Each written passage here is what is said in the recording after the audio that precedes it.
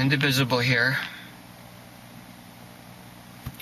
In my car at work, 3 hours early, because I had a doctor's appointment I went to and didn't have enough gas. So rather than waste it going back home and then coming back to work, I decided to come to work, just sit in the parking lot for a little while. My doc, he's concerned about me being on Zoloft because of the bipolar history. I assured him that, everything would be alright, and, I'm not going to go manic or anything on it, and it's working fine. I've been taking it for a couple of months. I'd like to stay on it, along with Wellbutrin. So he said, okay. He asked how I've been sleeping. I said, what's that? I said, I've had trouble sleeping for the past 10 years. I average 4 hours, sometimes no sleep, sometimes 2 hours, sometimes 3. And he goes, well, what have you tried? I said, well, Ambien works. And he goes, well, what else have you tried? And I said, a whole bunch of stuff, just about everything, trazodone, you name it. Nothing really seems to work, except maybe like 3 Xanax and some Trazodone that might put me under for a few hours. And he said, well, what I'd like you to try is Seroquel. And I said, what is it? He goes, well, it's actually geared for bipolar, but it's going to help you sleep. So I said, sure, I'll try it, but if it doesn't work, then what? He goes, then we'll talk.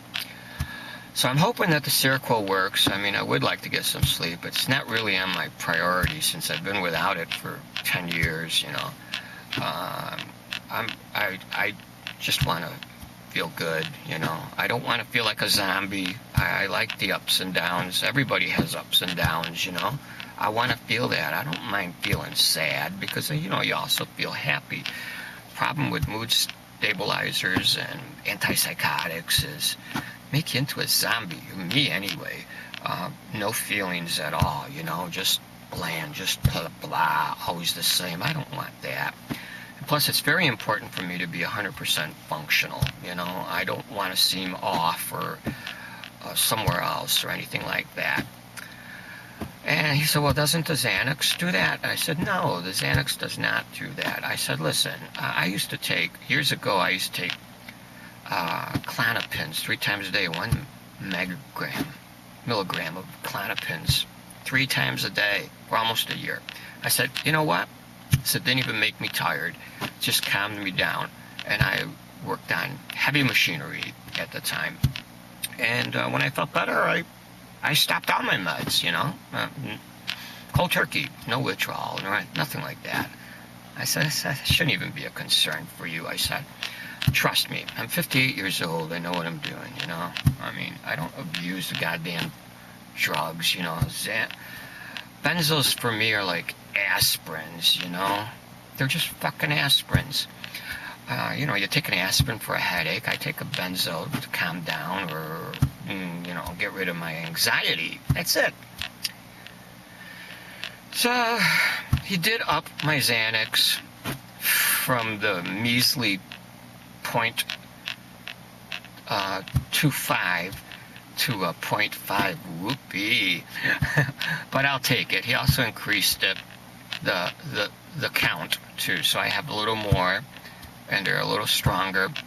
Plus I have the Seroquel, which I'm really, really hoping the Seroquel works. I wouldn't mind getting some sleep, as long as it doesn't make me feel like a zombie or give me the hangover effect, The Trazodone, at first gave me a hangover effect, then I got used to it, but the only problem with the Trazodone is it just makes me yawn.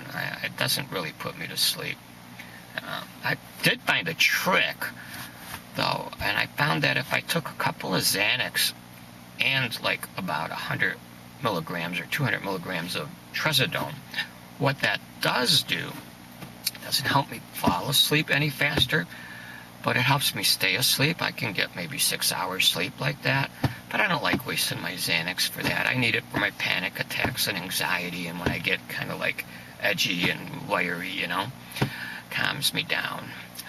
I tried to assure my doctor. I said, listen, doc, this is going to pass. I'm not always like this, you know. It wears away. I'm just in a period where I need some help. I said, trust me, when I feel better, I'm just going to stop all the meds, and I'll be fine for another 2 or 3 or 4 years, you know, until the depression comes back. Or I don't really go full manic, you know. I mean, just hypomanic a little bit, you know. Um, Paranoia, anxiety, a little bit of delusions. Rarely any hallucinations, you know. So I'm fine. I'm very highly functional, you know. IndieVisible, checking in with you guys, you know.